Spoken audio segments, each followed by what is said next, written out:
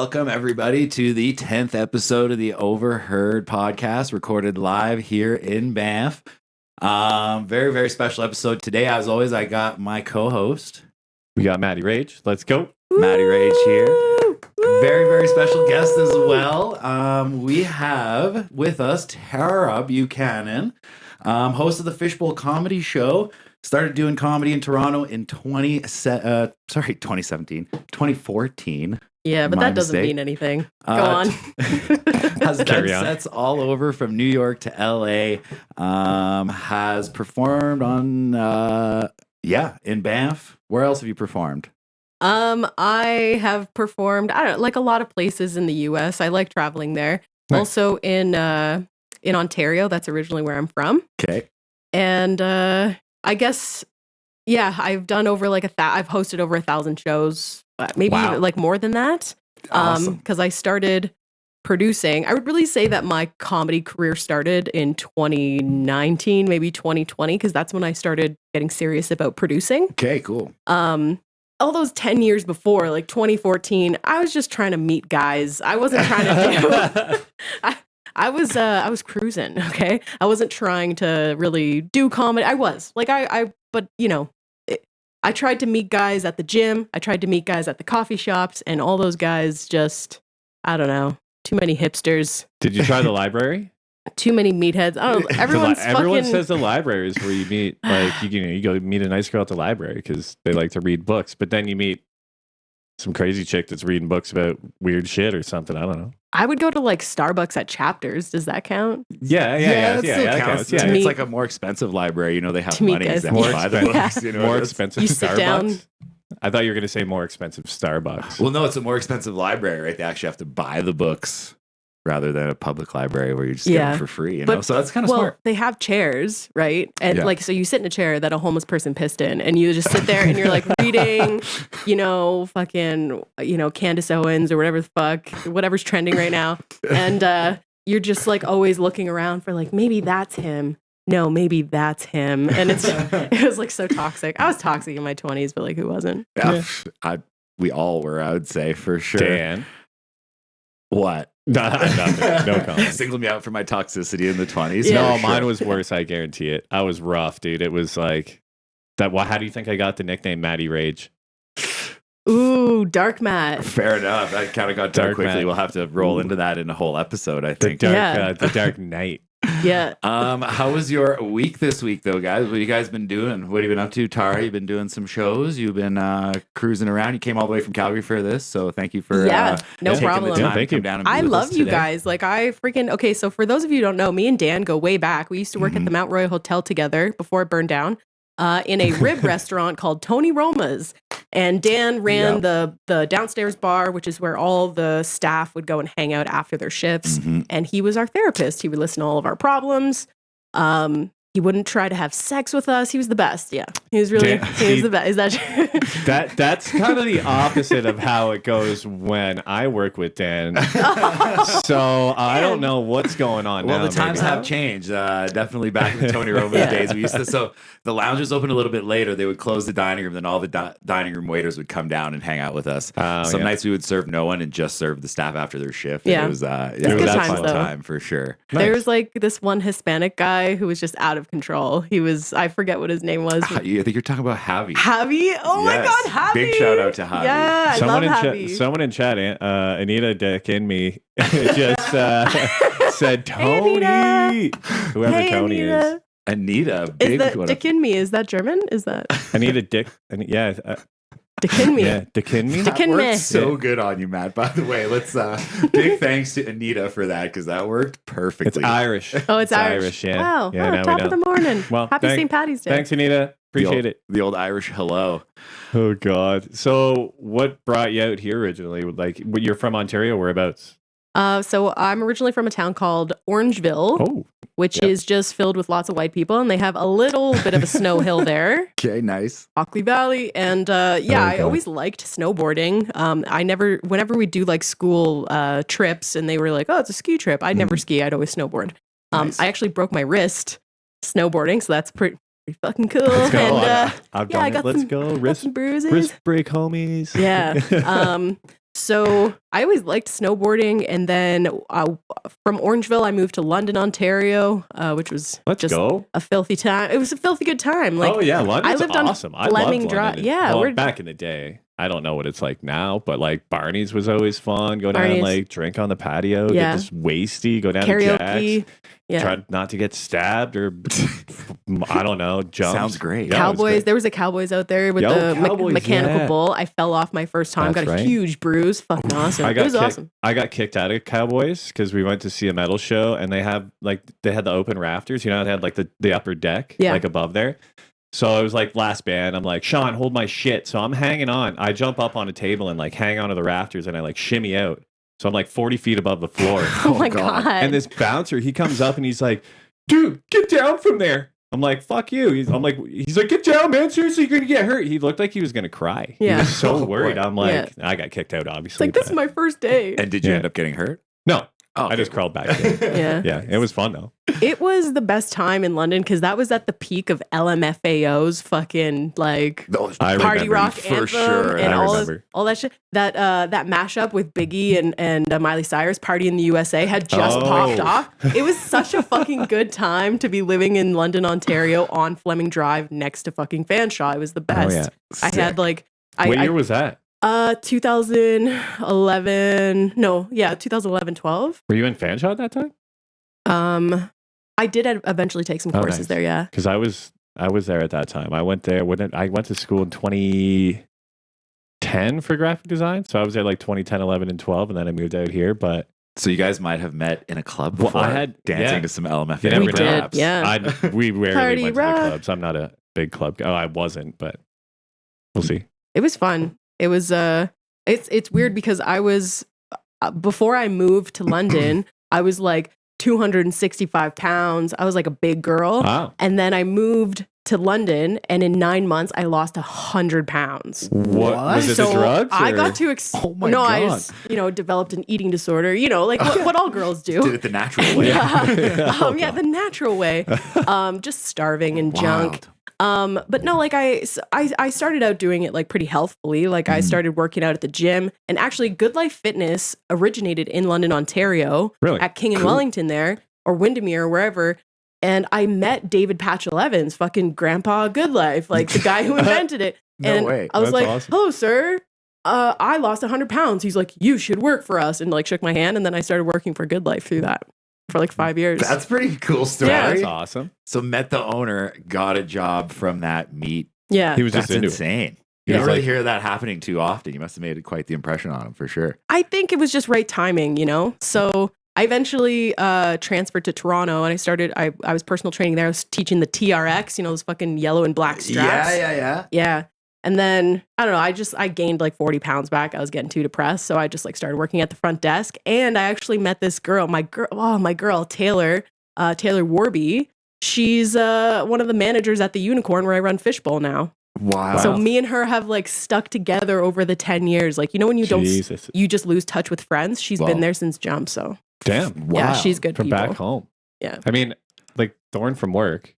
I know him from back home. Like he used to come to shows that It's such my a small band would world play out here. at the Salt Lounge. I'm like, dude, that was like so long ago. He's like, yeah, I think I remember seeing you at Call the Office there. Yeah.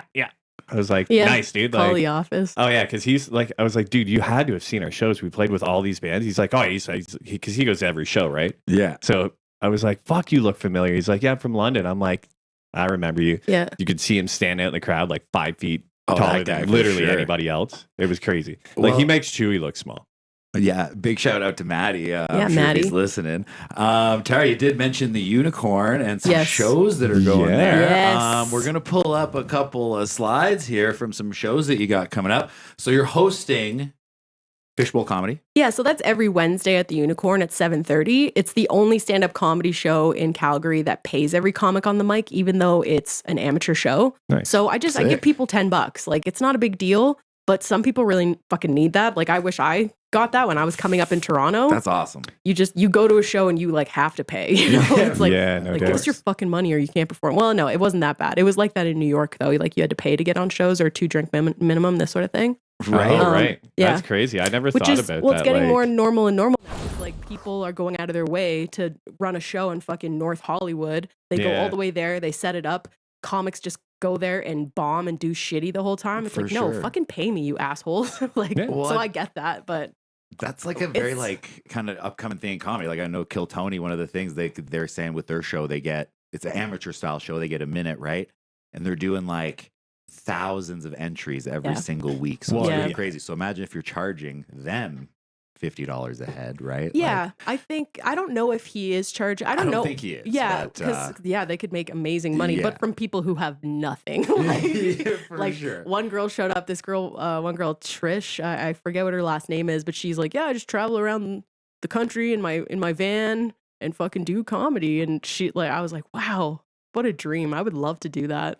Just, Right? live No the van doubt. life. I never did van life when I was living out here. No, So, still yeah, can. me neither. It's kind of tough to do out here, especially I think because the winters are so harsh. Like, Well, Yeah. you're not like you can't do it in the summer. I heard of some people like kind of not abandoning their apartments or subletting their apartments in the Yeah. summer and doing the whole van But life you're thing. not. It's not like you're in California. You can just cruise around and be like, "Oh, it's nice out," or it's like I it's guess cool at 5 degrees Celsius. If you today. have a passport, you can just go south. Yeah. Like you can just go to Montana or whatever. Yeah. But I had one girlfriend during the pandemic. She was in Banff. You remember Anna Robichaux? Yeah, Her and her brothers, she went back to Montreal and her and her brothers converted a van from start to finish. She has like a Sweet. whole video of doing it. It's just, an That's awesome cool. project. I've always wanted to do it. So, Well, with the housing crisis, we all might end up living in. I mean, I already live in someday. my car, but that's not the same. Oh, So well, you're doing the Jewel technique. That means you'll be famous soon. Remember Jewel, the singer from back in the 90s? my hands are small, I know. Yeah. She lived in her car right before she got famous. Wow. So Yeah, like maybe that's the key. That's So it. The hardship you go, Yeah. pushes you over go the edge. van life and then bam, homeless and then instant YouTube channel. Take it to Yeah. success. You go van life, instant YouTube channel. So we got the Fishbowl Comedy Show every Wednesday, 7:30 at the Unicorn. We have another show as well on Sunday nights, I believe. Confession Booth Comedy. Sundays at 7:30. We have an open mic at 9 p.m. All are welcome. If you last 1 minute, that's 60 seconds on stage, gentlemen. Shouldn't be a problem for you. You will win a Whoa. free drink from the bar. So, yeah, it's fun. That's not bad. Well, I mean, headliners still want to work on Sunday nights, and they've given me a budget, so I can get really big guys in there, and they'll work for a couple $100. So, Nice. yeah, it's awesome. That's Awesome. sweet. Great stuff. If you're in Calgary visiting, or if you're in there, if you want to sprinkle in a little comedy show, definitely go check out Tarah and her stuff. Top Shelf Productions is her company as well, putting on these shows. So yeah, give them a like, give them a follow, give Yes. Tarah a like and follow, and all the socials. We'll have those posted later on today. We touched a little bit on it earlier. We used to work together in Banff. When did you live here? I lived here in 2017, almost like 2016, 2017. Mhm. Yeah, I moved here on Halloween, like a day before Halloween or 2 days Nice. in 2017, I'm pretty sure. Or 26. No, it was 2017. I don't Nice. fucking know. It was back then. And I moved into the Banff International Hostel, the one with the liquor store. Yeah. Nice. And I moved in immediately with into like how you can do a room for whatever it was $600 like the private room Yeah, or the pri- whatever. with 4 beds. So there was a British guy and 2 German people, and I lived with them, and it was Nice. so fucking awesome. They were my best friends. I think that's like a rite of passage when you move to Banff. That whole like kind of hostel. crash living, hostel living, got Yeah. a million roommates. You get to meet a lot of people. Like it's kind of fun. You get to kind of learn to live with others too. It's usually people's kind man. of first time away, that type of stuff. I loved So, it, man. I ended up working at the HI.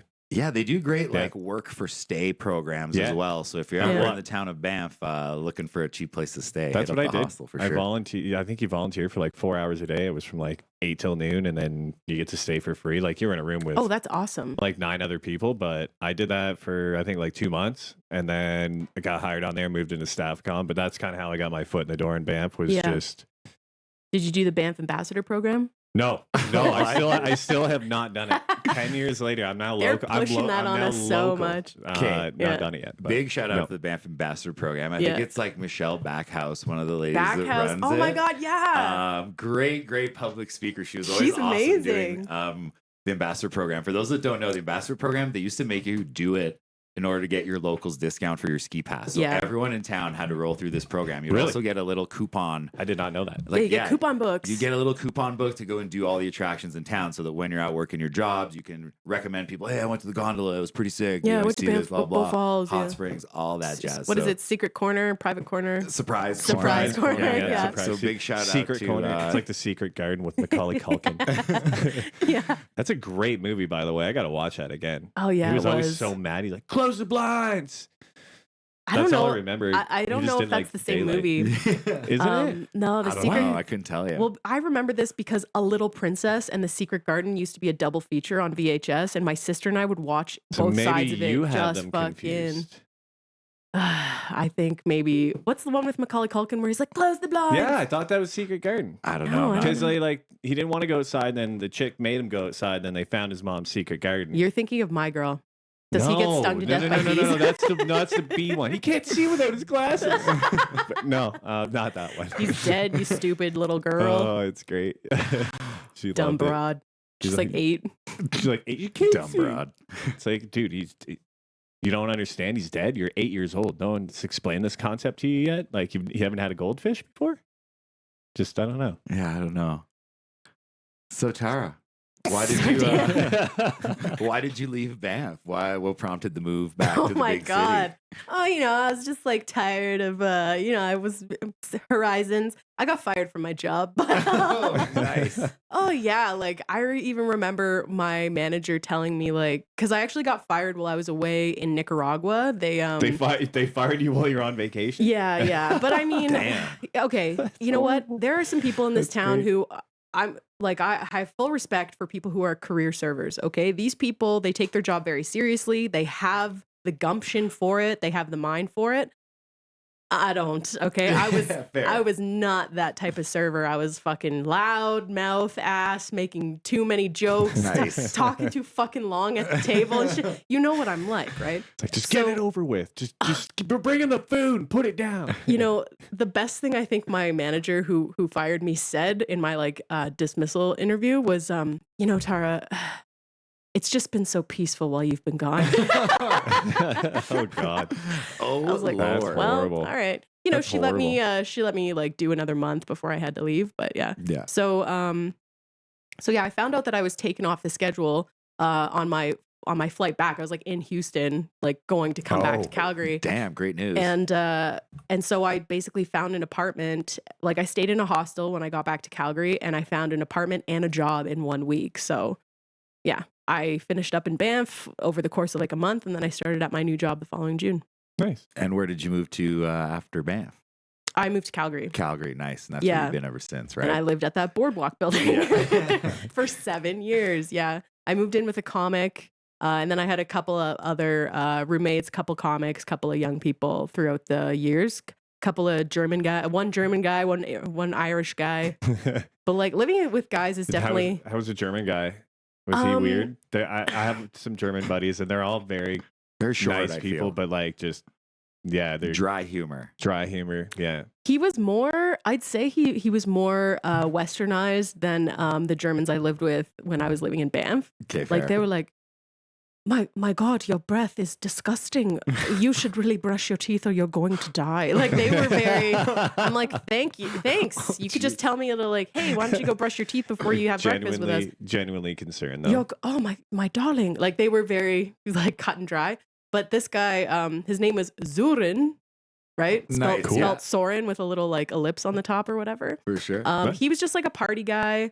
He was very fun. He would always lose shit. He just like lost the keys to his van one day at a strip club. Well, let's be real. So he was very Nice. fun loving. And then the Irish guy I lived with, he was so classically handsome. He looked like Brad Pitt.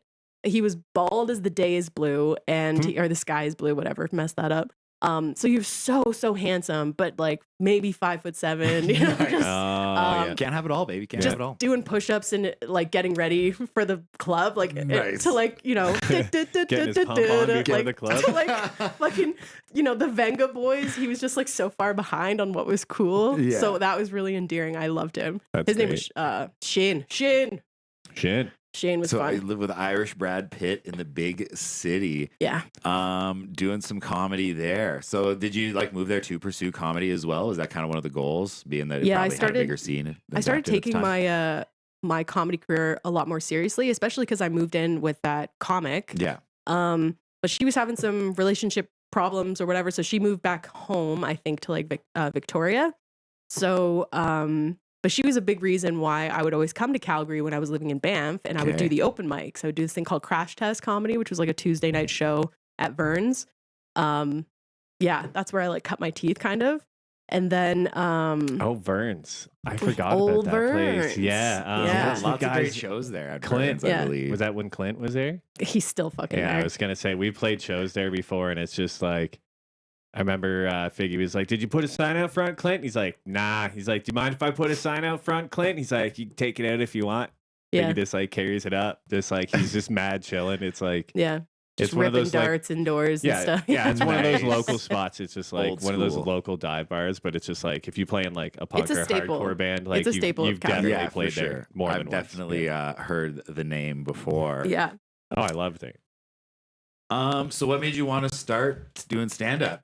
Did you just, like you said, your serving career was in the you know, dumps? You're, just a making too many regular jokes? old child of neglect. Yeah, wasn't hugged enough as a kid, you know, some deep-seated narcissism, I'm sure. Yeah, I guess like comedy was always a big thing in my family. I come from a big family, so I have 3 Okay. brothers and 1 sister. Mhm. And comedy was always like such an important thing. Just we would always have like family movie night or whatever, Blockbuster, you know, go get a movie. It was always Ace Ventura or Austin Powers or some sort of comedy movie like that, a Steve Martin movie. We eventually watched like the Eddie Murphy Raw and all that. Yes, Oh, yeah. classic. And then as I got into high school, I was really into Dave Chappelle. Like me and my 2 friends could recite his entire special like verbatim. I think that was like a big time for everyone's high Oh, school, yeah. was just Yeah. reciting Dave Dave Chappelle Yeah. quotes back to each other in Yeah. the playground for sure. That was a great, I great want time. that purple stuff. Like it was all just I'm Rick James. Yeah. Oh, the Rick James hit hard, dude. Definitely. That one stuck for like a while. Like that one Yeah. stuck for And the many Prince- many years. the Prince stuff is coming back now Oh, I because of still all the say- Diddy stuff that's been going on. No, Diddy. And Prince was one of the original whistleblowers, but they're like, "You're crazy." The artist formerly known as Prince. He's like, "Why do you think I changed my name?" Yeah, Like this industry is insane. Well, this Diddy stuff I is love wild. it. I love it when they win the basketball game and he goes, "Blouses win." Yeah. It's like Game blouses. yeah, they're like, these cats come out in the same stuff they was wearing in the club. He's got like the frilly shirt on, like with the pirate sleeves and everything. It's Yeah. just like blouse. He's like Church floating through shoes. the air. Yeah. Whenever he does that slam dunk and he lets go of the hoop and he just floats. Oh, it's so good. Oh, it's for awesome. sure. It's Classic, great. classic skit. Yeah. So big influences, obviously, in your comedy career. How's that influenced your stand-up? Like, what's your style that you would say in comedy? Everyone has a style, right? Yeah, I definitely. This isn't going to be popular, but my favorite stand-up comedians right now are Louis C.K. and Chris D'Elia. Okay, I saw Louis Nice. C.K. do, I think it's like 2 or 3 minutes about his whole scandal, and Yeah. it was hilarious.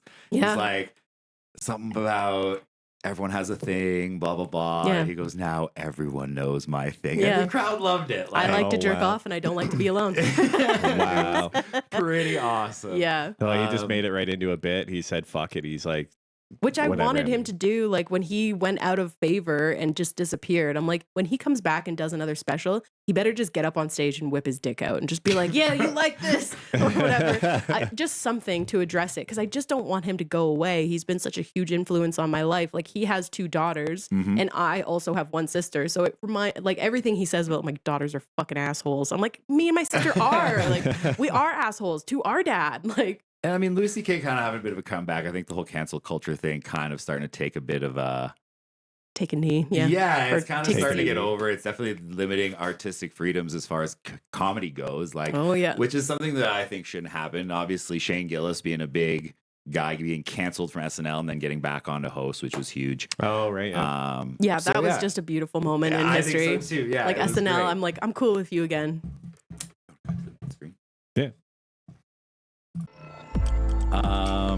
Yeah. So cancel culture. What's your thoughts on that? Have you had any backlash of any jokes that you've ever said on stage? Oh, yeah. Or what? Yeah. Yeah, because I just say, I try stuff. I say whatever. I've gotten in trouble for just telling the truth about things that have happened. Like when I spent some time in Vegas, I'm like, yeah, so I stayed in an all-female dorm and a hostel on the old Vegas Strip, which is another way of saying that, a trans woman took a dump in our shower. And it's not so important that I mentioned that she's trans. What's important is that she used to be a man. Like, I took a look at that thing. That was a man's shit. Like, so I tell this joke and like, someone got angry and like word spread that I was like a transphobe or something. I'm like, it's not like I made it up. It's not a lie. Yeah. But I technically like dead named her, I guess, because I said she used to be a man. Like, I don't know. You people get in trouble for way less. So. Technicalities we were of speech, I think that's... Well, we were talking about that with Chewy last week. Where like, do you ever get like flack for shit that you say? Like, where do you draw the line on like what you say, right? And he's like, I don't give a shit. I'm like, good point. I mean, like, what are your thoughts on that? Is there any topics that you won't approach? Like, how do you deal with sensitive material? It's interesting because when I was starting comedy in Toronto, like it was a different time, I feel, because all my friends were encouraging me to always say the N-word. They're just like, come on, just say, you got my pass. You got my pass. I'm like, okay, Shanice, relax. But if you could say the N-word on stage and make everyone laugh, like, you win at comedy. That's what... Fair. That's kind of what... Not the goal, but that's kind of the unspoken thing amongst... when there's 40 of us sitting in a hot attic waiting for our turn to go up on the Skin of My Nuts comedy show on a Tuesday fucking night at 7 from 7:30 p.m. until 2 a.m. Like, it's all just like... Everyone wants someone to try it because we've all been waiting, and like maybe Dom Perret will do it, or maybe Van Dad will do it. Like maybe, so I don't know. My one rule, I guess, is like just don't even try it. Like when I'm producing shows, I'm like, guys, it's happened. Yeah. Like Calgary's a weird place because you'll meet cowboys who are like, yo, fucking use my pronouns, asshole. And you're like, okay. Whoa. But then you'll also meet trans people who like say the N-word. I'm like, what is going on? Like this place is so eclectic. You get both sides. Hey, but I've had people say the N-word on stage and it just makes the crowd unhappy. They're just like, it's not good. I don't like it. It makes me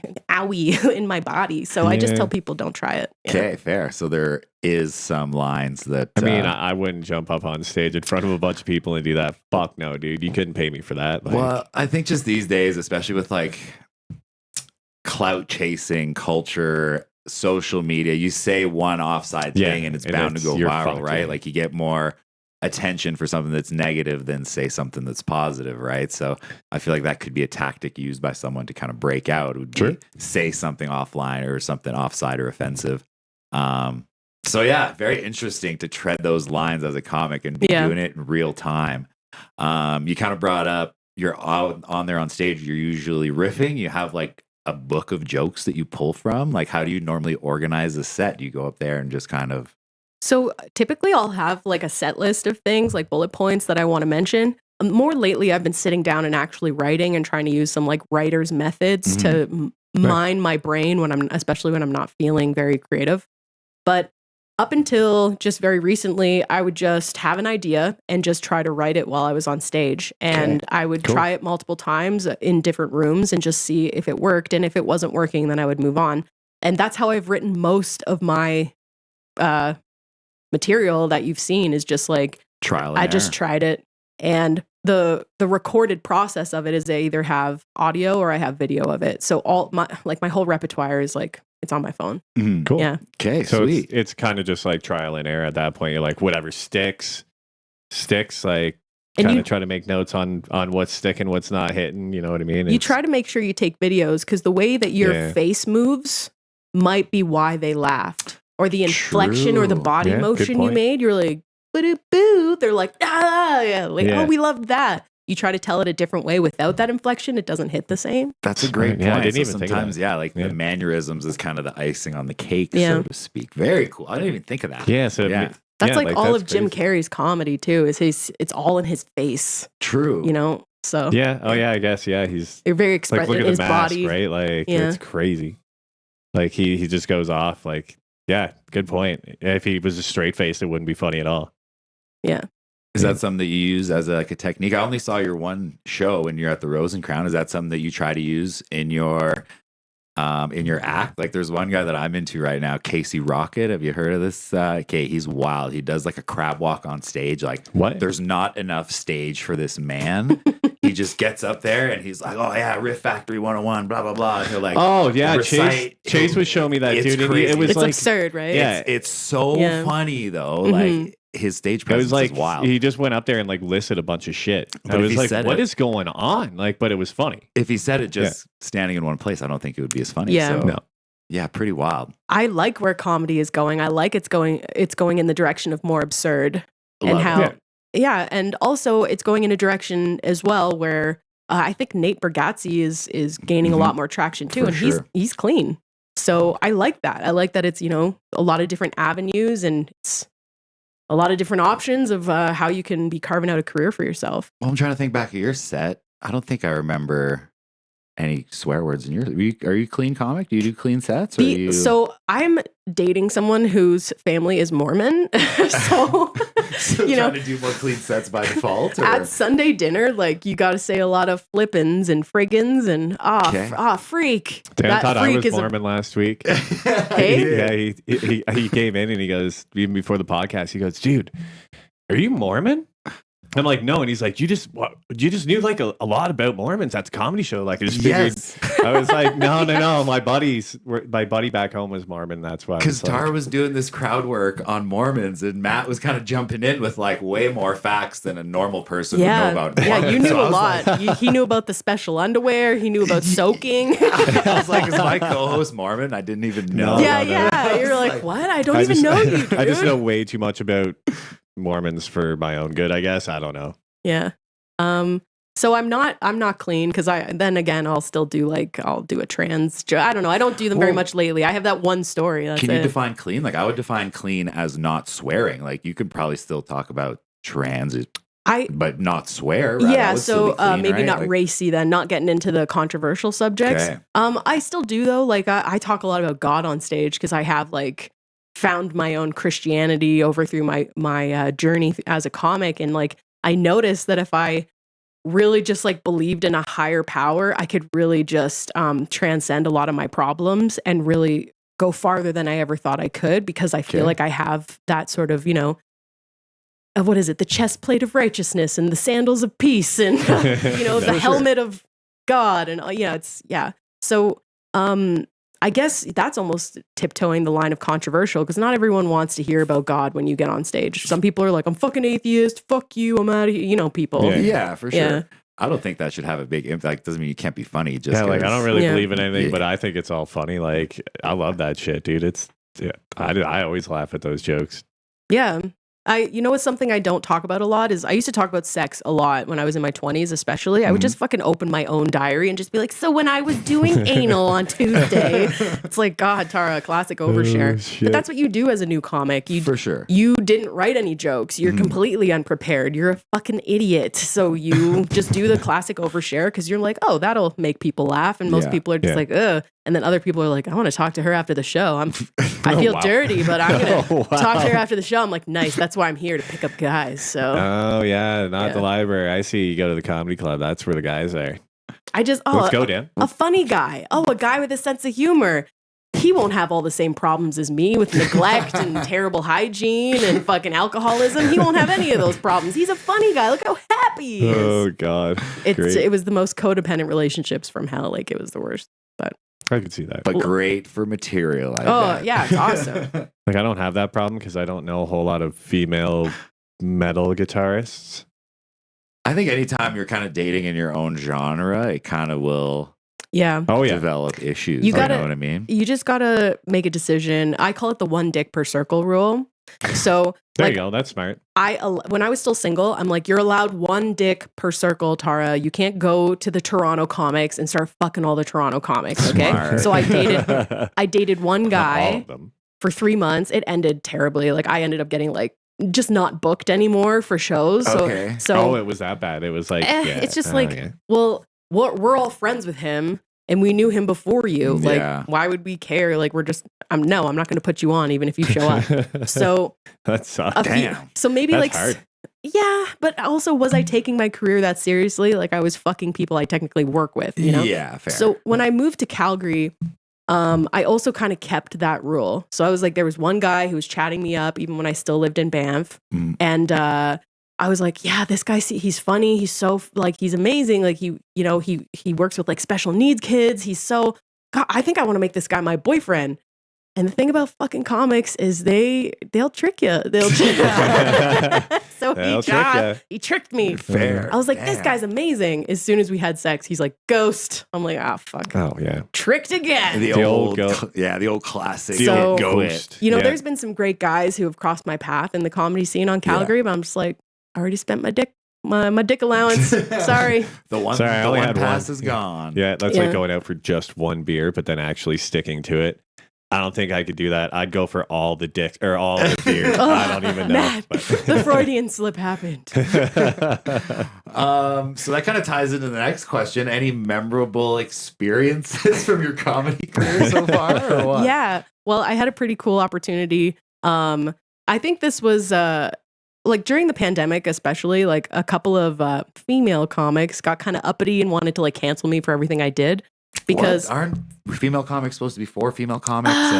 You'd think so, but I was canceled off a Women's Day show last year. So I was like, good job, women. Damn. Good job, ladies. I had like a couple of them come to me and like apologize since then. So that was pretty cool. But yeah, it's just like a bandwagon mentality. And the fucking pandemic was so feeding into that. Like, hey, if you're not fucking part of us, you're part of the problem or whatever. Block out your display picture. You're against whatever. You listen to Joe Rogan, you're a piece of shit. I'm like, no, I just don't want to have diabetes. Like, I want to be sober. I don't want to be an alcoholic anymore. Is that okay? Like, you know, that's why I was trying to do that. I don't know. Also, like, my dad's not in my life. I need like a positive male influence.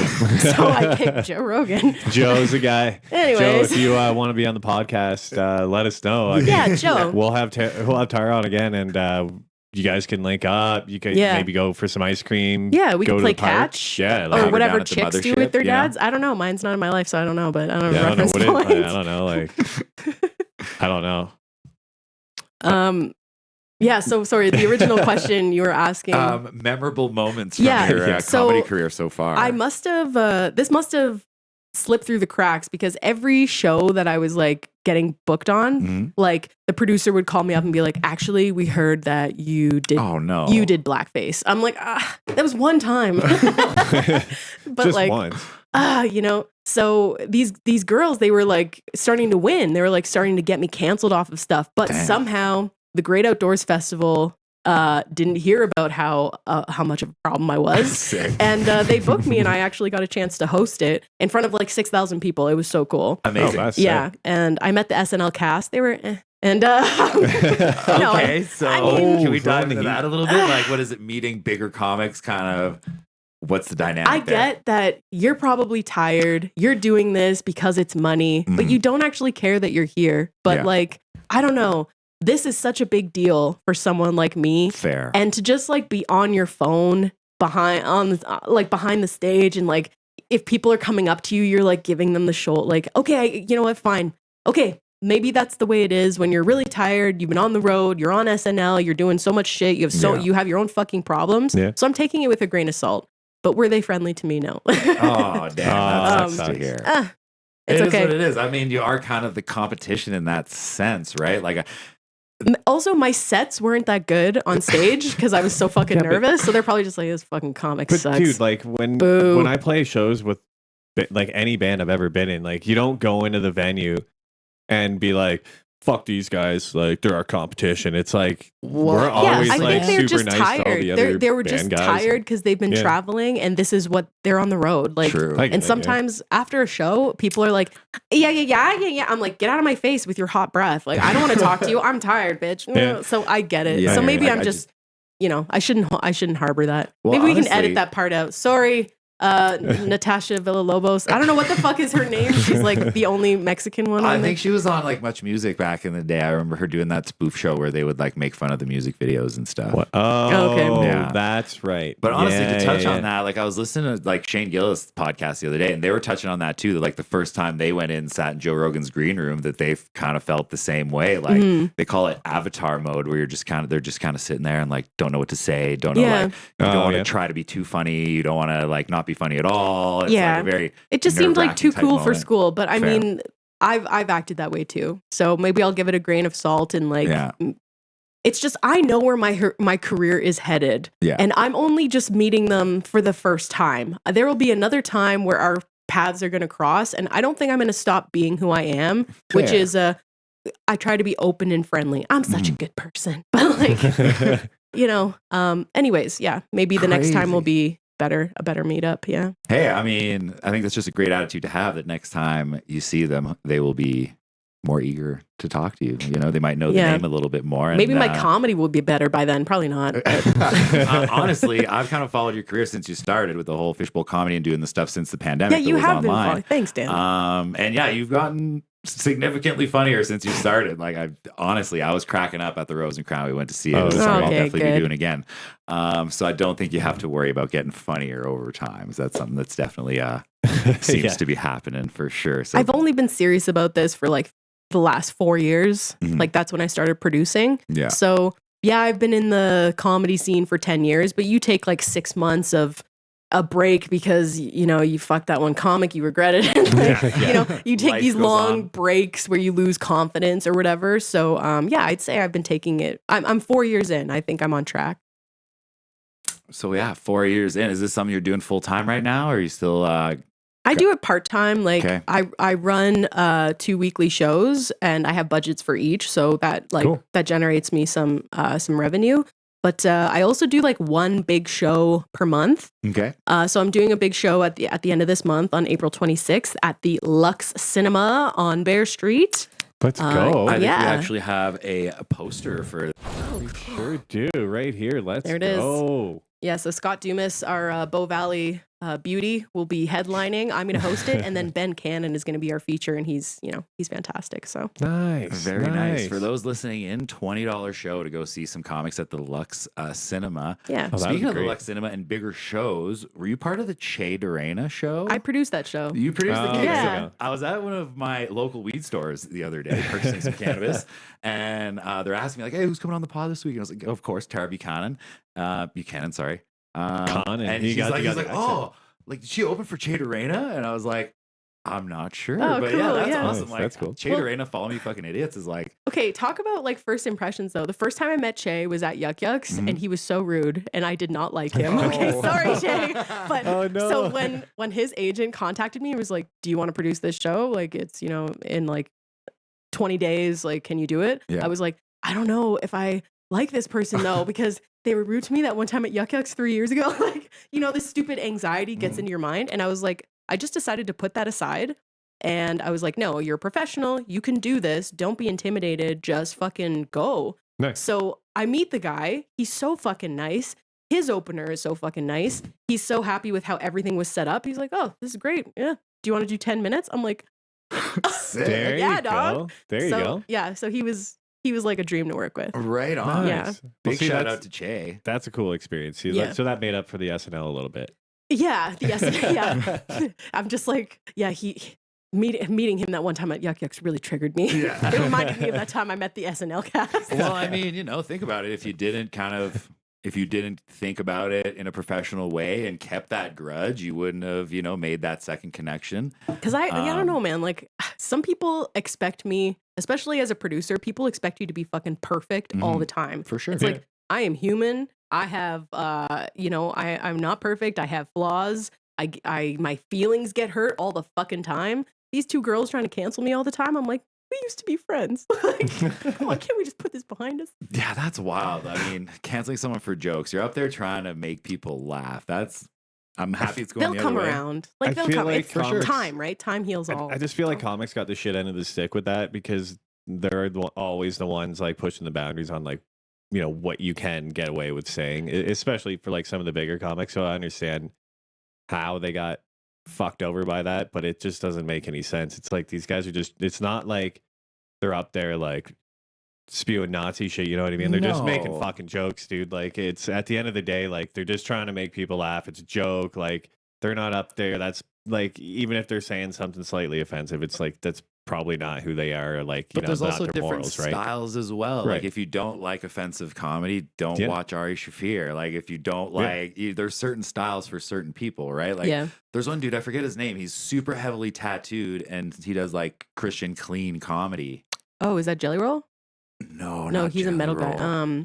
I forget his name. He's Big got like J. glasses and a really kind of clean haircut. Oh, and he's got the neck. Yes, the whole neck tattoo. Yeah, so that like, guy. You know what I mean? Like there is comedy out there for all genres. It doesn't always have to be offensive. It doesn't always have to be shock value, whatever. Yeah, but you know how people go. They jump on the bandwagon. And yeah. Also, this job is hard, which is why I fucking like it. I'm glad that there's not a lot of people doing it. Like, what is that? You know, in the rap game, like there's already too many of us or whatever. Like, I don't want any more. Because it is very competitive and it can be cutthroat, and that's kind of like an exciting lane. I like being, I want to become an elite in comedy in Canada. That would be really cool. Nice. I think you're well on your way, honestly. Lots of laughs coming from your show. Crowd work was a big thing. You actually brought me into your set last time, which I was just like pretty shocked. I'm sitting there going like, oh fuck, man. Put him on spot, like right in front of the whole crowd. How do you prepare for crowd work like that? Is that something you just kind of roll with while you're up there? You just try it. Yeah, you just kind of give it a go. I don't know. I know that if I make it about sex, there's going to be a couple people, you know, like, oh, sex, oh, threesome, maybe, you know.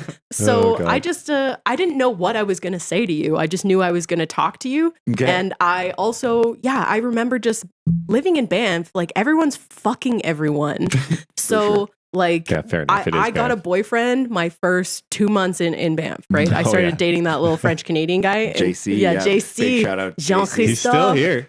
Is he still here? No, he came back. Still here. Where does he work? I'm going to go visit him after this. Yeah, the person at the show was saying, the table next to us was like, he still works at the gate. I see him all the time.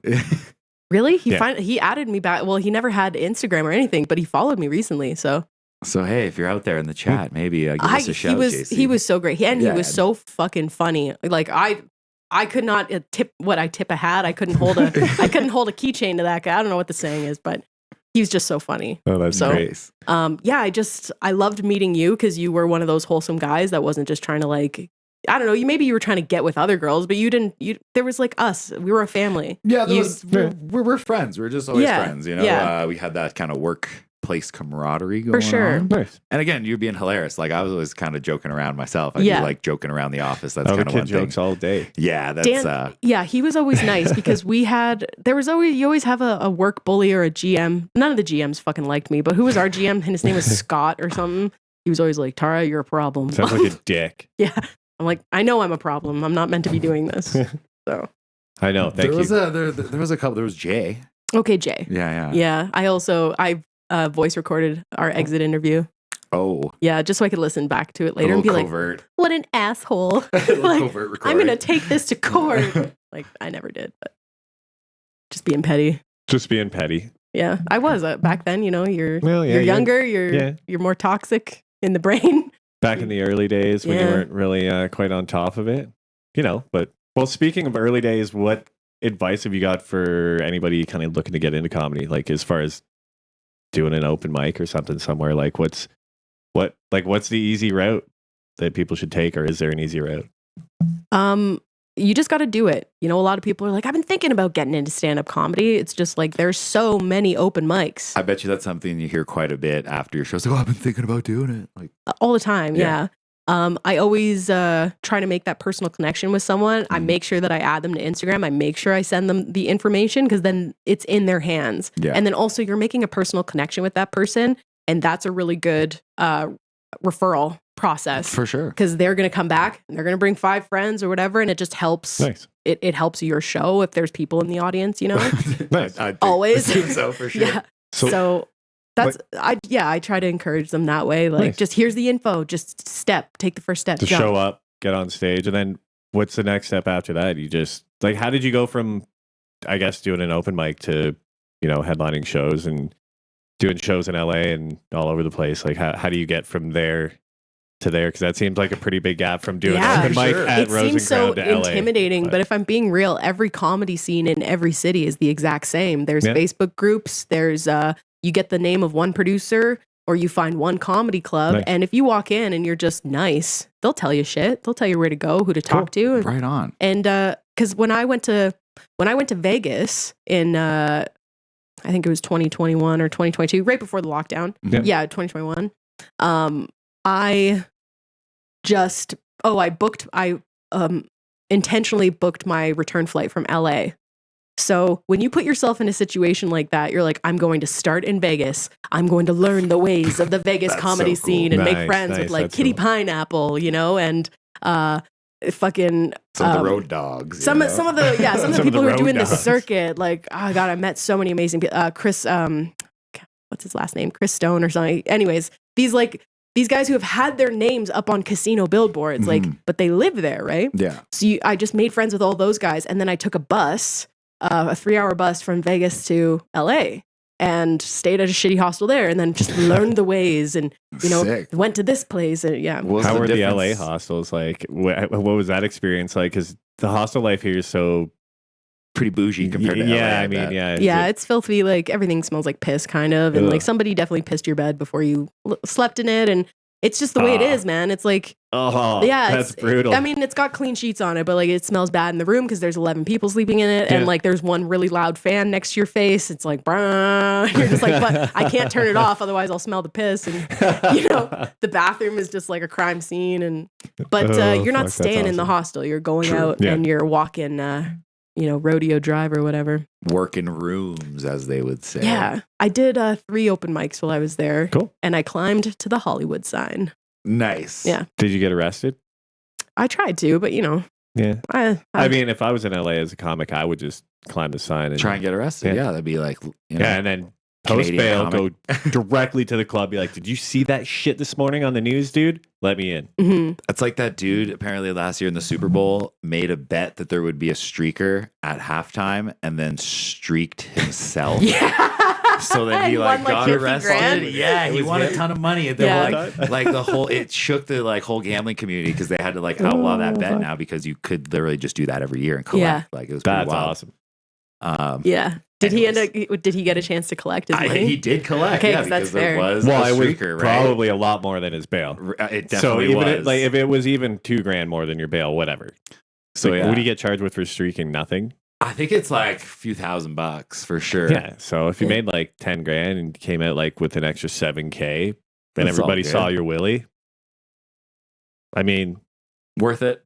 worth Yeah. it. Worth it. Worth it. I have a pretty nice willy, so. Ooh. Back to your production company. So you've started Top Shelf Comedy Production. Mhm. There it Find is. a show here. We have a little QR code for those that are watching via the YouTube. So you can give that a scan and find some shows. How do you go about starting a production company? What does that entail? Production is putting on comedy shows. You just say it. You know? I do it. production Like now. I'll have a GST number like soon. Yeah. But yeah, if you want to start something, just do it. Just say it. Just make it and it will just manifest it yourself. Well, I think we can definitely agree with you Yeah, there. no This, doubt. this show just kind of we decided to just do it. Yeah. So is that something that like when you said you had those women comics canceling you? Is that something that you did kind of in response to that, just to make your own shows instead? Or I unrelated. Yeah, pretty unrelated, I guess. I just I was running a lot of shows. I was running 4 shows at once. So I was printing out I had separate Instagrams for all of them. So I'm like posting to 4 different fucking Instagrams. I'm like, what a waste of time. Mhm. So I just like deleted the other ones, made Top Shelf what Fishbowl used to be, because Fishbowl had it had like 500 followers. Now it has, I think, 900 followers. Amazing. So it's There you like go. getting up there. Ooh, close to 1,000. And yeah, I think I could be wrong. Maybe it's 600, and I just like looked at this We'll go with 9 nine. upside Just down pump by it up. accident. Pump Go it with up. that. Yeah, let's go. Yeah, it's got like 10,000 followers. So so yeah, I just it was just to make my life a little more simpler. Plus, when you have 4 shows, you're printing out 4 different fucking flyers. Like you're at the library all day. So just you know? more like And you centralized. didn't meet a Yeah. guy? Oh my No, God. I Here only we met go. really gay women. But I'm in a relationship. I can't right now, babe. So There you go. yeah. Right on. We do have your mission statement here on the next slide here. I think Yeah. it's something we definitely got to highlight just because it's hilarious. So we're going to pull it up here for those that are watching. You want to read us through it? Sure. So, very important. This is a woman-owned company, but that does not mean we are above making poop and bum or even wiener jokes for that matter. We aim to foster a holistic poop bum and wiener joke community at every show, inclusive to wee wee and poo poo and never above bum bums. Punching in the direction of ding dongs is our mission statement, and we hope to share that commitment with all of you and someday the world. Amazing stuff. So I would say that is that maybe is a bit of a response to like, hey, relax. Yeah. Okay. We're here to have some fun.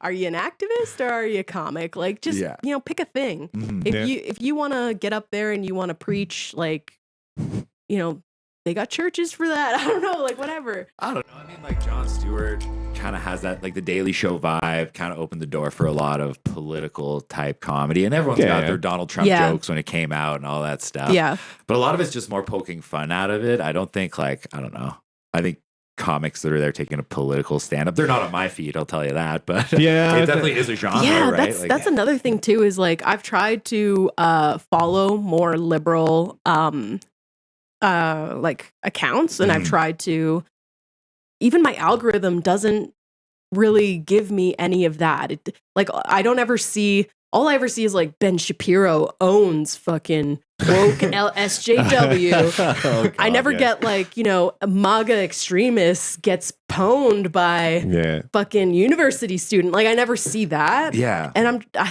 don't like how the algorithm just is an echo chamber, and it's always listening to you. So it's like, oh, she goes to church. Well, let's fucking send her Jesus shit. Yeah, it's like, okay, chill. So it's hard. Like when somebody has put you in a box, like you kind of get shoved into it by other means. Fair. So I'm really trying to like I've eaten pussy before. Okay. I'm cool with you guys. Like, all right. I fucking, just got to make a couple racier searches, I think maybe, and that'll fix your algorithm. I try. Well, fuck. I hung out with my one girlfriend. Oh, no. I hung out with my one girl from Edmonton, and we traded phones for an hour. And now I'm getting all this drag queen shit on here, like Trixie. I love her. She's so funny. Trixie Mattel. Yeah, she's hilarious. So I'm like, finally, a little bit of mixture. A little bit of the other side. Yeah. I've heard it kind of like, especially in comedy, described as kind of like a pendulum. And as it does swing like left to right, like it's been going super left for a lot of years. And I think it's kind of on the way back to the middle where you can get a little bit out there. But yeah, speaking of different genres of comedy, producing shows, is that something that you take into account when you're, say, building a show with different comics? Do you try to stay in the same genre? Do you try to have comics of different genres so they're not repeating the same material? Is that something you take into account? Or? I try. Like I have everyone in the comedy community from Calgary like in my wheelhouse, and I ask them. But I still think that it's there's a lot of people who just refuse to work with me because they heard something about me or they think a certain way. So mostly I do get more conservative-minded people on my shows, but I'm open to everyone. I always have been. It's just people, they hear a thing and and kind of jump on that hearsay bandwagon. But I think that's getting people are getting tired of that. Yeah, it's kind of calming down a little bit. So we set the record straight. You heard it here first. Everyone is included. Everyone's invited to Tara's shows. So give her a shout if you want to get on. Especially the gays. Especially the gays. The more gays, the better. And the blacks. All right, chill. So very inclusive to Chewy's everyone. excluded. And Jews. Okay, Chewy. involved. Chewy's involved now. He just yelled Jews last week in the middle of the podcast randomly while no one else was even saying anything. It was hilarious. Though. It did hit the spot, I'll tell you that. It just came out like, all right. I kind of felt I had to slide that in last episode. Like, he is one, by the way. Just to slide that in he's there. a big Jew. I mean, I didn't mean to say big. He's a regular Jew. He's Jewish. The guy is a large person. Large man. Oh, God. Also of the Jewish faith. I just feel like it's the right one. Anyways. What are some of the more challenging aspects you find of running a production company? Like you said, people are not wanting to work with you for something they said. Is that kind of the biggest obstacle you find in putting on shows? Or is it finding venues? Or is it? I would say mostly comedians are highly unreliable. Like I like to book people based on competency and reliability. Nice. So are you funny? Do you show up? And we're a free-spirited bunch, we do what we want when we wanna. And so sometimes people just won't show up for a show. They just don't care enough. That can happen, but it's kind of rare. Fair. I guess the most challenging thing, it is just you're working with people. They're your work associates, right? But you hang out with them all the time. So they're technically your friends, you know? So I think the most challenging part is keeping it professional and just, setting clear expectations of what you need from people. So. Fair enough. I think that's one of the obstacles that we kind of navigate as well in Makes just sense. dealing with guests and talent and that kind of stuff and having people show up and hey, We haven't had anybody be late yet. Not yet. No. Not yet. So thank you to the all fact of our that it's live guests. is like, I better not. I've had way more bandmates be late to band practice that they know is literally at the same time every week for the past 10 years. Then we've had guests show up late. So that's pretty awesome. good. Yeah. That's pretty big good. Thanks to you, Tara, for taking your time and for all of our guests for being prompt so that we can at start this. our recordings. Oh, Larch is in the stream. Let's go, Hey, Larch. Larch. Larch always loves to make an appearance at least once. Nice. Loves the guest chair. Yeah. What plans do you have for expanding your production company? What's next? Just producing bigger shows, getting bigger acts? What's next on the radar for yourself? I think with that Chay Dana show, like the people who I care about, who I care what they think, the people who I told I was going to do that show, they're like, maybe don't do it. Why would Really? they? Why? Okay, mostly it was just my mom, but okay, the people, my mom and my sister. But once I told them, like, okay, the worst case scenario that's going to happen is I'm going to lose some money. To some people, it's like, well, don't fucking lose money. That's not a good way to run your business. But I'm in these stages where, like, you gotta take chances, man. You like, the worst that could happen is I lose a couple grand or whatever. What about the experience that I had? That to me is worth so much more in the future. Don't fucking do that same thing you did. And then the next show that I take on is not as scary. For sure. So, yeah. Right on. Well, big congrats to you, especially working with Chay. I'm kind of bummed I missed that show. I did have to work that night. Chay being one of the guys that I follow on Instagram, just a hilarious comic. Yeah. And like a very big name and a very big following. Like, I don't know what his Instagram's at now, but I shot him a little message and was like, yo, Chay, want to come on the pod? Like, Yeah, they were playing. Right. The show was on a Tuesday, but it was at like 7. The pod was at 5. So Yeah. I don't think live would have worked for Mr. No, Dana. yeah. But yeah, very cool that bigger shows is on the line. Production company putting on shows. That's all really awesome stuff. Thanks. I hope that my name just keeps getting out there as like, oh, she books shows and people come to it and it's fun and it's reasonably priced. Let's do it. Like that's kind of the reputation that I'm trying to emanate, put out there. I think you've done a great job at that. Thanks. Shows are great and very pocket friendly. I will tell you that. Yeah, good. Even at the Lux, which is kind of a theater show, right? Yeah. Like it is a theater. You're sitting down. It's quite a big venue. Very comfortable, by the way. Yeah, popcorn, fucking. You can get beer. You can drink at the theater. They got beer as well, which is pretty wild. So make sure you get out there and go check out Tara at one of her shows. Like and follow on all the socials, and you'll be kind of updated. It's at Top Shelf Comedy Pro. There Top you go. Shelf Comedy Pro. At Top Shelf Comedy Pro. Speaking of Instagram, we launched our Instagram today. Yeah, as congrats. Well. Yeah. That's right. Let's go. So yeah, big day for us as well. Ours is at Overheard Pod Banff. We will have it on the screen next week. So make sure you go give that a little follow. We did also get everything up on Spotify as well. Yes. Wow. So if anybody missed any of the last 9 episodes or you want to get caught up before next week and you want to binge like 10 episodes, they're up there. So let's go. I've had a lot of people mention too that they normally listen to podcasts in their car on their daily commute or in their headphones while they're on the bus or whatnot. So a much easier platform. If you got Spotify Premium, go ahead and follow, set that little bell on so you'll know when our shows are available. I think we're going to move on to a few posts here. You want to get to the funny stuff? I think we should get to the funny stuff. The old Overheard here this week. See what we got. Because I think we got some bangers. Let's get to them. Oh my God, this one here. So I actually found this one the other day.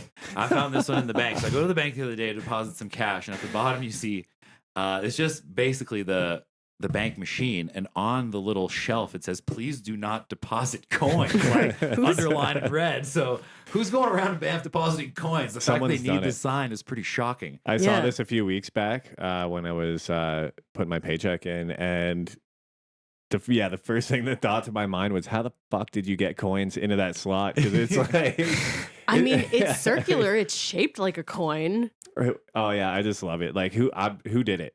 I don't know. I was shocked. I was like, was it this guy in the photo? Like it was him. Is that he's like, please don't put coins. I get it to the machine. I bet you it's some newcomer to town, got a pocket full of change. Somebody got tips, and they're like, "We'll just put it in the ATM." It's well, like, you what? know the guy on the corner with the bags ain't taking your change, right? So they're probably trying to put $80 worth of change into the machine. That'll jam things up pretty quick, I think. Oh fuck, I love it. I bet you that somebody had an awesome time cleaning all the coins out of that machine or trying to figure it out. But there's one on both because there's two machines side by side. So I don't know if both of them got jammed up. Like maybe somebody went in, dropped coins in one. They're like, it didn't work. So they went to the other one.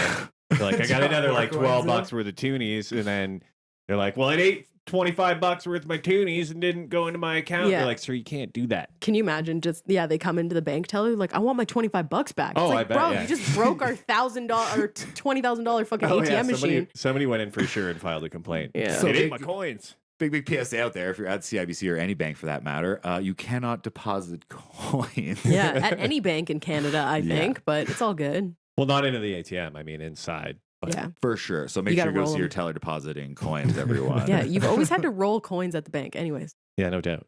Maybe they put a whole roll in.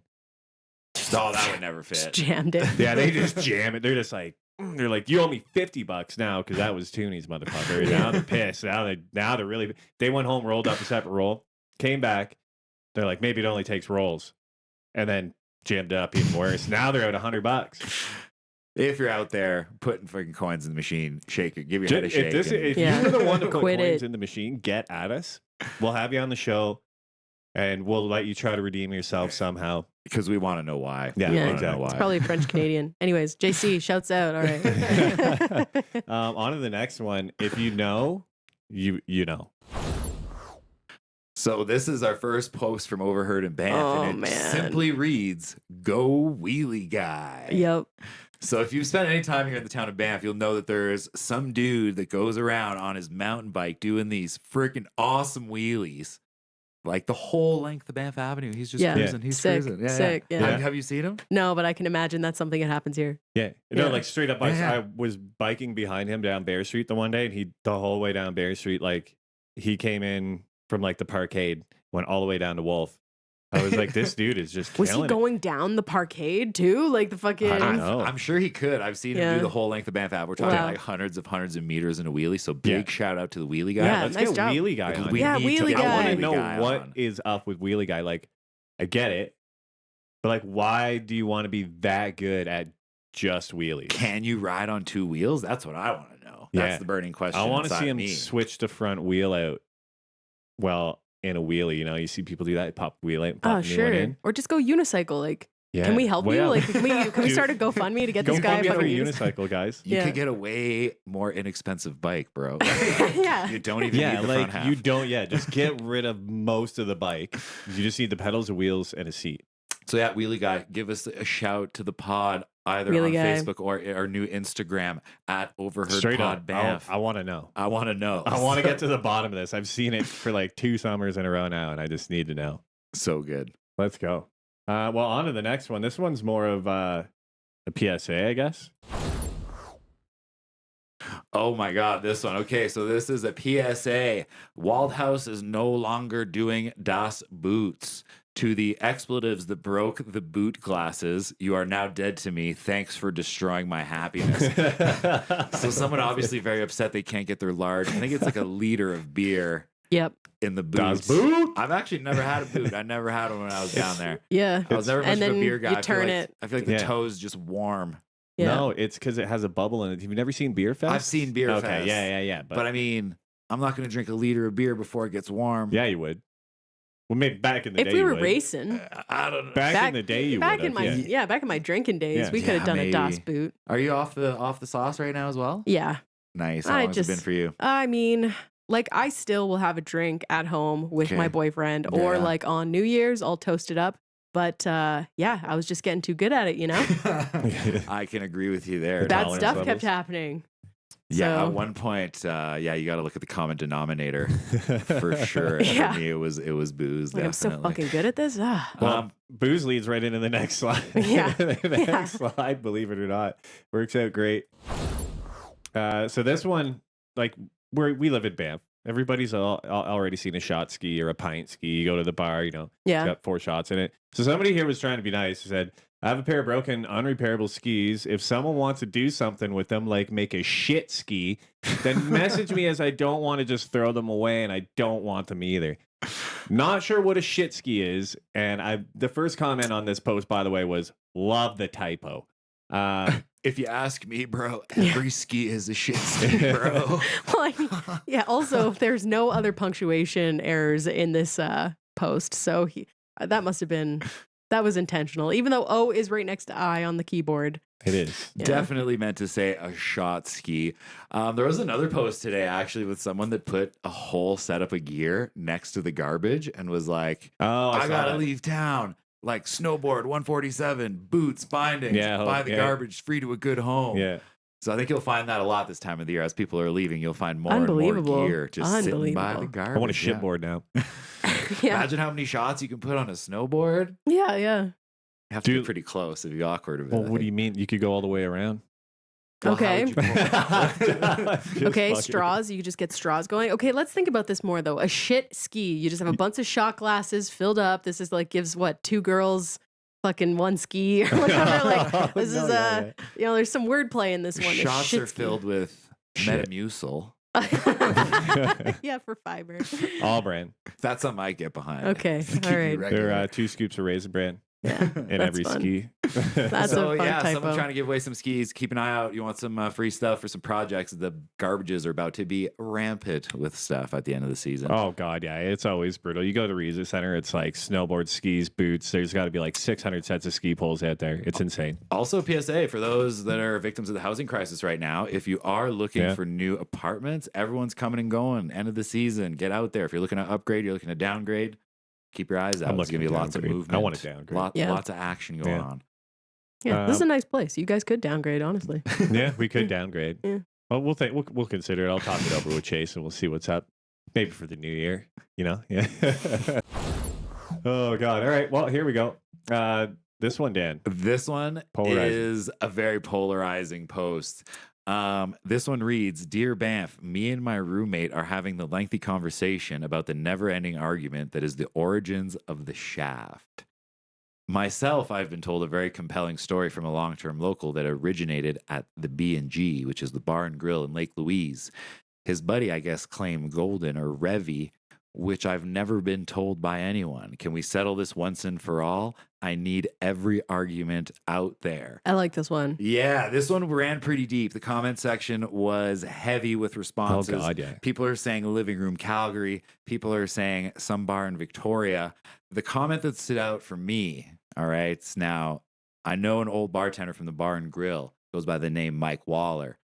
One of his comments on there said, because he bartended at Lake Louise Bar and Grill in like the early 2000s. Can I interject? Just for people who don't know, what is a shaft, Dan? Yes, please. Oh, okay. How could we forget? A shaft is a very, very popular shot. I guess we're going to discuss its origins now, but it is basically vodka, Kahlua, double brewed coffee, and a splash of milk. And how do you drink it? You chug it through a straw. Yeah, the whole raw glass, And all it's at a once. highball glass. Now, back in my It gives you drinking brain days, freeze for sure. Yeah. very commonly ordered at last call. I have no idea why. I would go to the bar.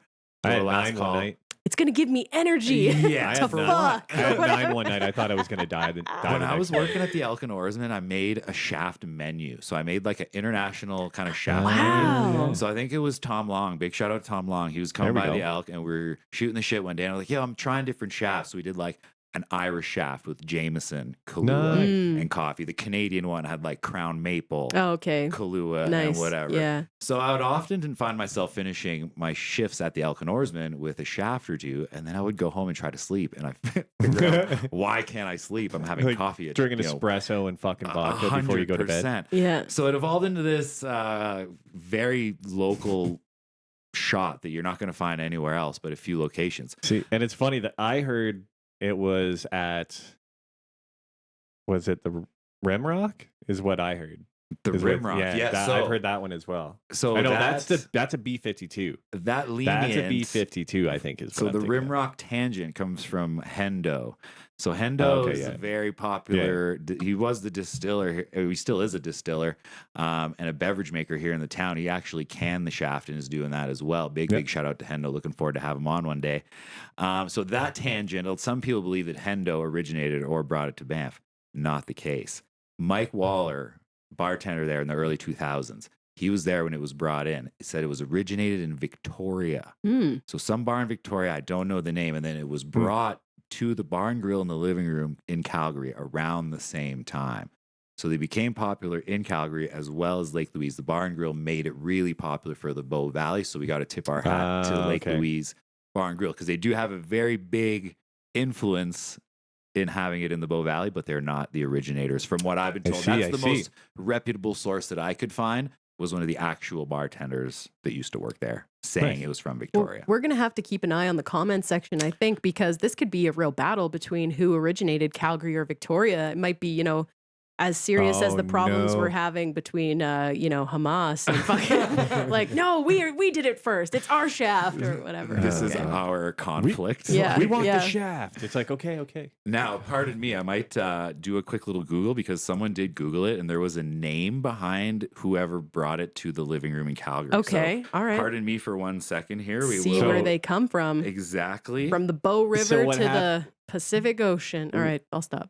What happened was probably that a bunch of ski bums came out here, got a job as a bartender, and we're like, oh yeah, mate, we used to make this drink in Victoria, mate, it's sick as, and then that was it. So this is one of the comments that was in this section. It was a screenshot of the Google search of Shaft cocktail origin, and it's credited circa 2000, credited to Mark Smith whilst bartending at the living room Calgary. Let's track him down. Mark Smith, hit us up. So yeah, Mark Smith, you want to give us a shout? We would love to get to the bottom of this. There can't be that many Mark Smiths out there. We'll probably only get one or two messages. Yeah. We're bombarded with Mark Smiths. If you're the real Mark Smith, please stand up and send us a DM. I would love to know how many shafts I've had over the years. I don't want to know. No Diddy. Like I said, we didn't even talk about Diddy on this. We can come back to that after we do these posts because there's a couple questions that I forgot to ask you too that I kind of want to get to. Okay, sure. Oh, you want to get to a couple more? A couple questions, deep diving. Well, a couple final questions. You know what I mean? Is it about how does someone end up parking like this? KO, love this post. We didn't have any new traffic or parking posts, which is a super surprise. It was a long weekend. We should have been crawling with bad parking. But this is one of my boys posted this. Hope to have him on eventually. He actually, I don't know if he worked with us at Tony Roma's. Do you remember Adam Bortolucci? No. Damn, he must have been not there at the time. Big shout out to Big Bordo here, the mayor of Canmore. His post is from 10 years ago on this day. So the post reads, a little nostalgic chuckle for y'all. This was taken from Bruno's. Big shout out to Bruno's. Yeah. Not only does the sign behind the truck say 10-minute parking, it also says small vehicles only. This MF was there for over 2 hours. So this is the picture, all right, is from the Bruno's bar, from the front of Bruno's. Yeah, après-ski. Après-ski Central. Big shout out. Used to love hanging out at Bruno's. Right across the street was the hair company, and there's a sign, small cars, 10-minute parking. There's this huge, the boys are back in town style truck, parked half on a snowbank. It's totally diagonal, sitting sideways, Paul Wall style in the air. Big shout out to Bortolucci for bringing us this parking post from 10 years ago. Good. So bad parking, not a new phenomenon. We're going to flex on that suspension though, man. That's pretty good. Not going to lie. That's definitely a work truck because no one that I know that spends that kind of money on a truck would park it like that. That's his boss's company truck. Oh yeah. 100%. The boss just saw the pod and he's like, what the fuck, Daniel? He's going to call him 10 years ago. So if he's still working there, probably not anymore. Not after they see that. Definitely not. Company vehicle parked like he's probably been smoking in the thing too. Oh, for sure. This one's great, Dan. You found this next post. I thought it was kind of weird, but okay, so this is part of a new series that I personally am going to be bringing up because I keep finding these things on Canmore and Banff Buy and Sell that I don't think should be there, like pillowcases, old shoes, bike seats it's a for one. bike seat. Yeah, I was check like, this out. what is this? So this Bike is a channel. picture of a bike seat, and it says brown, brand new, out of the box. Put 3 rides on it. The fit just isn't for me. Mint condition. Now, I'll give it to you. 3 rides out of the box isn't much, but a bike seat feels to me like a very personal item. I don't know that I would be buying it from someone. There's been so many jokes been made about bike seats, dude. Come on, you're just asking for like. did you check the comments on this? Because it's someone had. No, honestly, the comments were all pretty serious. They're all just. But I want to buy it, or like, how does it feel? And I don't know. Nobody's making fun of it. It's brown. What were you using it for? It's like, yeah, I'm trying to sell a toothbrush on Banff Buy and Sell. I only used it a couple of times. Yeah. Like, used shoes is the worst. Used shoes, okay? Yeah. No one's going to buy your old ratty shoes. Yeah, I don't want that. I don't care if you wore them 5 times. That's disgusting. Would you buy someone's old shoes? I thrift quite a bit, so I'm maybe the wrong person to ask. It's like when I wear bowling shoes, it's like I immediately want to go home and just like wash my feet. I fucking do spin class and shit too, and I wear those rentals, so it's Yeah. Oh. But some people feet they are for. And some people are against. I guess you got me there. You got me there. There's some. I'm not even going to say. I'm not even going to say on that. It's okay. A bike seat is a personal item. It was touching your genitals at one point. So some people are for that. Some people are against. Do you want to share a chode swatch? I wanted to comment. Chode swap and chodes. It took everything in me to not comment. Can I smell it before I buy it? But yeah, does it still smell new? Why is it all brown? Yeah, I don't know. Originally all white. And the first word in the post is brown. So brown. That's sus right there. Brown. New paragraph. I really hope you found a buyer for your $80 used bike seat. For me, I don't know. I'm going to keep finding things on buy and sell that I don't think should be there. We're going to bring them on and poke fun at them. So I apologize in advance if it is your post. Whatever. It probably shouldn't be there for bringing it up. Man. Oh, God. Well, we had a good one here. Actually, this is pretty sick. The Aussie boys. So sick. You guys are going to be pumped for this. Let's go for this. All right. Go ahead, Dan. This post here reads, calling all local surfers. We have received permission to donate a series of waves for a surf comp at Moraine Lake this summer. Let's go, dude. Surf comp at Pretty Moraine. wild. Surfs up at Moraine Lake. Details are in the poster below. Categories for U18, Open, Longboard, and Legends 50 plus. 7-6 wetsuit required for all athletes. Shuttle tickets to Moraine Lake included with registration. You can visit the website to sign up to be a surfer or a spectator. Let's go, rad. dude. It's gonna be a sick party out there. I'm going for gnarly, sure, dude. Oh yeah, big time. So this is such a Banff post. God damn it. So this was posted yesterday as part of an April Fool's thing. Yeah. Okay. Okay. This isn't real. It definitely got me. It's not real. So I was looking at this yesterday and I'm like, how are they going to donate waves? Okay. Yeah. Because I heard that. I'm like, do they have a wave machine? Is Moraine Lake specifically? I thought the exact same thing. Okay, This is a super duper crafty April Fool's joke from, I think, the Moraine Lake Bus Company to call attention to their website. So big shout out to them for putting this on because they had me going. I was like, man, and look at the picture. It's got like a dude surfing, ripping a wave with the Moraine Lake background. What is great it? Great Photoshop work, by the way. Yeah, whoever did that. That's great. Yeah, it worked really well crafted April Fool's joke. So if you did come across this post, I don't think it's going to happen. Yeah, okay. My dreams have been shattered. It would be sick, though. Right? Dude, they could do wakeboarding out there. Well, they do have river surfing now, which is taken off in Kananaskis. There is a break down there, a man-made wave in the river. So they manipulate the bottom of the river so that the top somehow forms a continuous wave. Nice. So you can kind of jump in, I guess, if you're good enough. In Calgary, they have a couple of those natural ones. It's looks pretty dangerous, but people just spectate. They sit there and spectate. Sit there and watch. Yeah. So yeah, if you got really hyped on this post and want to spectate some surfing, you could do so in Kananaskis and Calgary. But yeah, unfortunately not a real event. No, not a Moraine Lake. Yeah. Could you imagine them shutting down Moraine Lake for a fucking weekend to have a bunch of Aussies out there to go surf? And how many people actually show up to this? Or they wait for it would be huge if it was an actual thing. For the record, this one got me. So I was like, I was pumped. I was checking out the website trying to find tickets. So. Oh, God. Dan. Oh, well, the next post we forgot to get to last week. We had this kind of queued up for last week, and then my dumbass forgot to do it. So well, it's okay. I actually got to go back to get more votes. That's so right. We got more votes tallied on it. This is something we can all chime in on here. Oh God. So this is from our local weed shop here, and this week they got this week and last week looks like was best of Banff's best pizza. And what do we got here for votes, Dan? What are we looking at? So, best of Banff vote for best pizza. We got Aardvarks with 4 votes. Nice.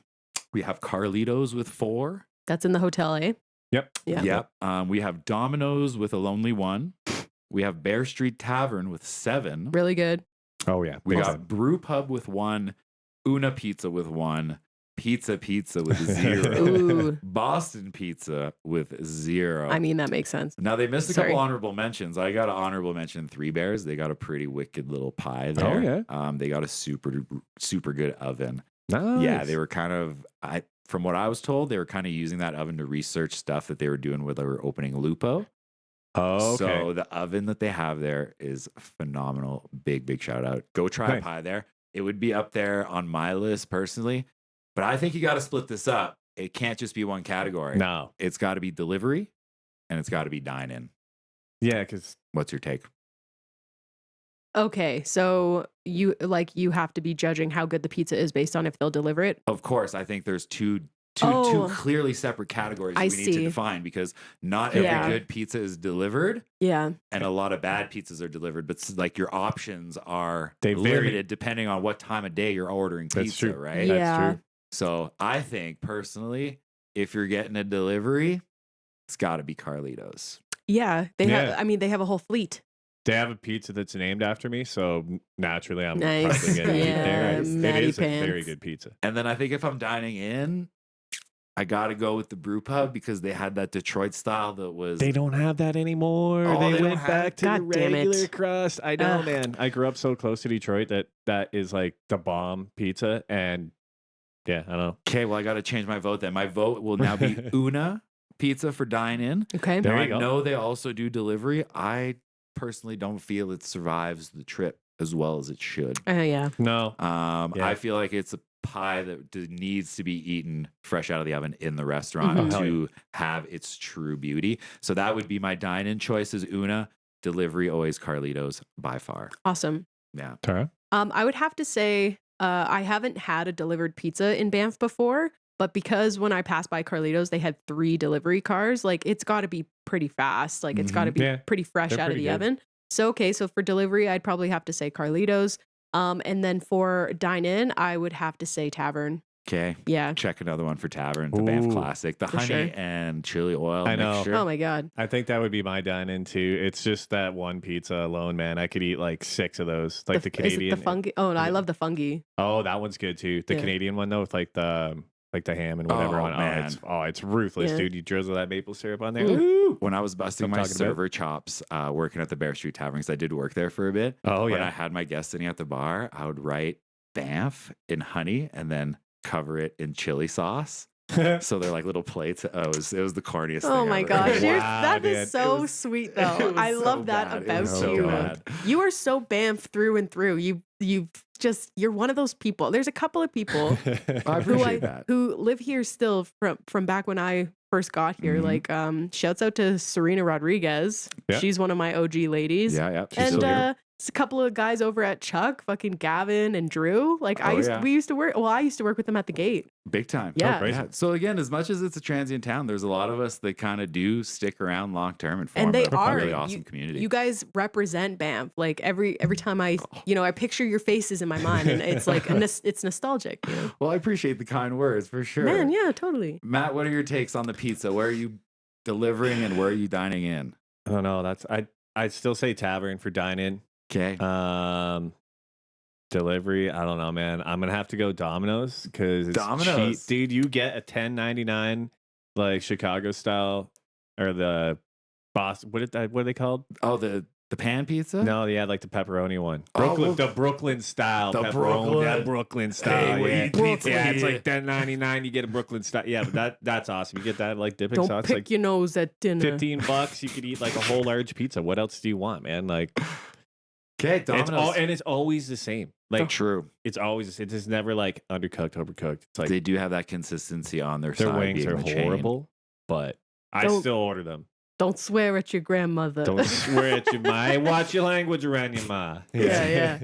But nice. Yeah, no, I would just say Domino's, man. Make it easy. Okay, right on. Yeah. So best pizza Nice. out there. If you're partying in the town of Banff, you're gonna need a nice grease wheel Yes. to Hells yeah. to calm those nerves the next morning Grease or that wheel. night. I love you, Dan. Yeah. Oh my God. Save half for what you do is you crush half before you go to bed. You save half to eat before you go to work. There you go. You know what's probably the best about ordering Carlitos though is that they have an app, so you don't actually have to talk to someone. So ordering pizza can be a very shameful experience. Yes. Especially by the size, Depending on the portions. time. Mhm. Oh, 100%. So I like that you don't have to talk to someone. Yeah, Like they're when I order oh. food and they're like, how many Utensils. how many sets of utensils you want? It's like 4.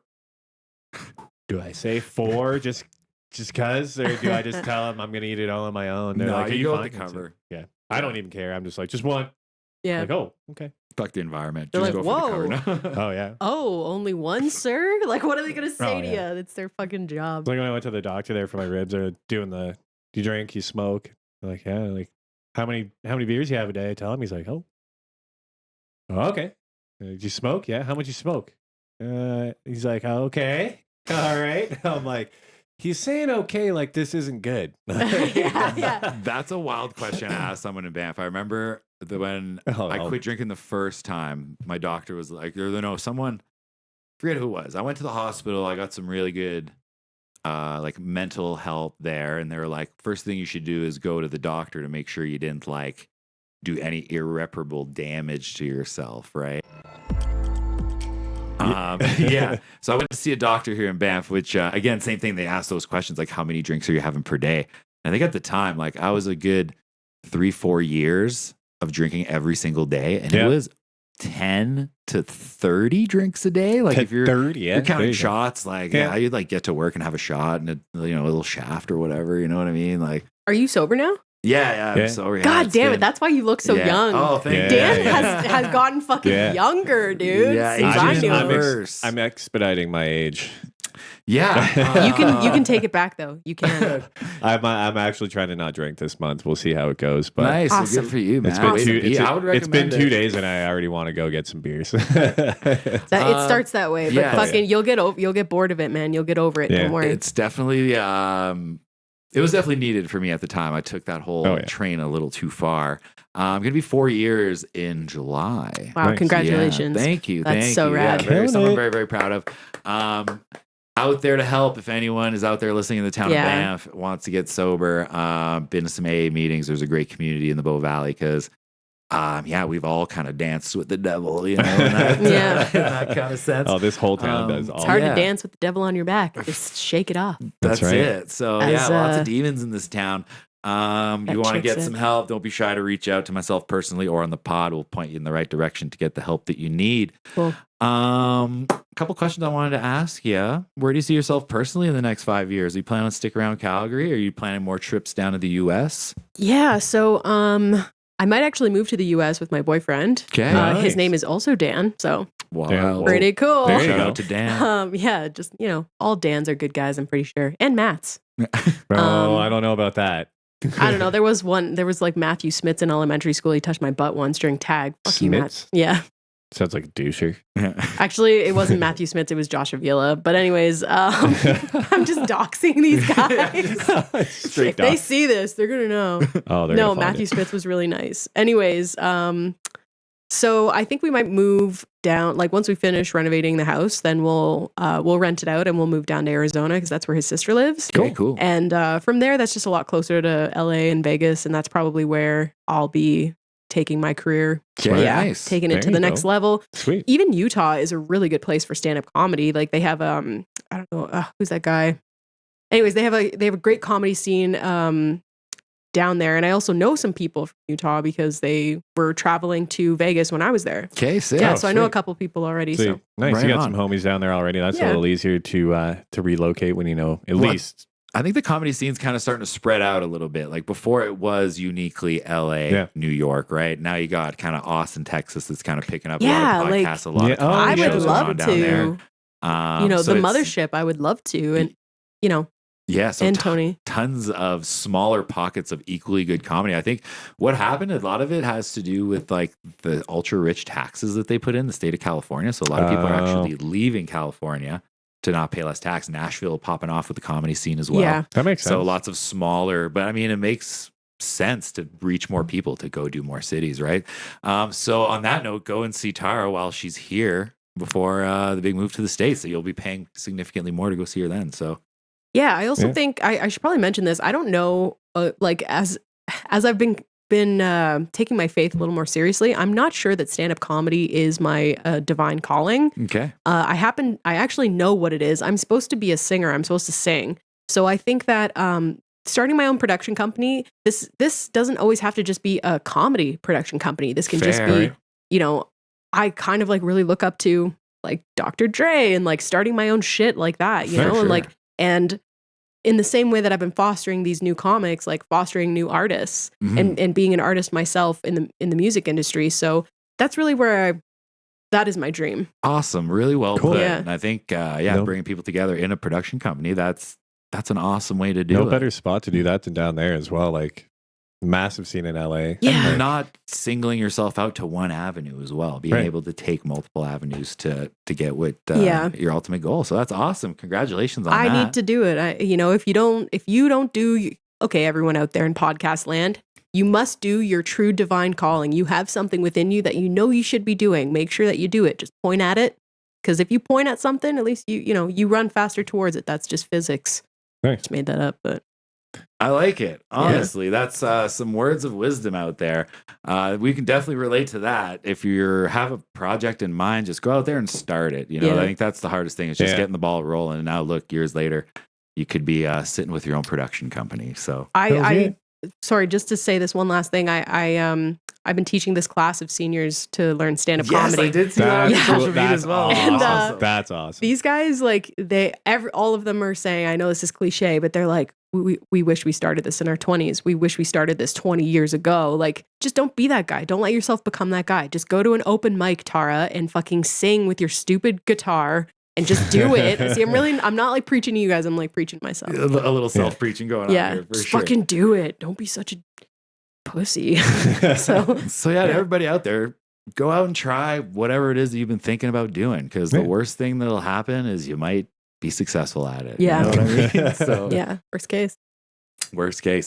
Well, thank you so much for taking your time to come to chat you with guys. us. This was really fun. Awesome time. Shedding a little bit more insight on the comedy scene kind of after the Bow Valley, I think, is kind of the focus, which is super cool. Yeah. Because it doesn't end here. We are a very small community, but there is a lot going out just on our doorstep as well. There's two amazing guys producing shows, Chewy and Gene. Yeah. Like, go to all their shows, support it. They're only $5. Pay them 10, 20, whatever. Like, keep these guys going because they are talented and they just started. Yeah, so, for sure. And support these guys too. I don't know if you guys have a GoFundMe or whatever, but send them $1,000 every day. $1,000 each. No, I'm just each. Thanks for that. Very, very kind words. It's We are true. looking for support. Yeah, if you anyone guys does want to deserve it. support the pod, we're looking for sponsors or anything. Be happy to reach out. We'd love to chat details. Heck yes. I'm glad you brought up Gene because he's actually our next week's guest. Oh, We're going to be touching back into the Banff scene a little bit more with Mr. Gene Keenan. Going to be our first Australian on the show, Matt. Australia, mate. We might have to adjust Is he the mics. Is he our first Australian? He is. Yeah. How? I know, right? I was thinking this the other day. I'm like, how did we go this long? 10 episodes. Yeah. So, that's super funny guy. He's hosting some shows around town. Him and Chewy are kind of responsible for spreading the word about local comics. And then we have a couple more local guys to follow, but we're not going to tell you about them just yet. We'll get there. It's a secret. Yeah. You got to tune in. We'll get there in due time. Yeah. So thank you for your time, Tara, once again for coming by. Thank you, everyone watching at home. And like every week, we look forward to see you next Tuesday. Cunt.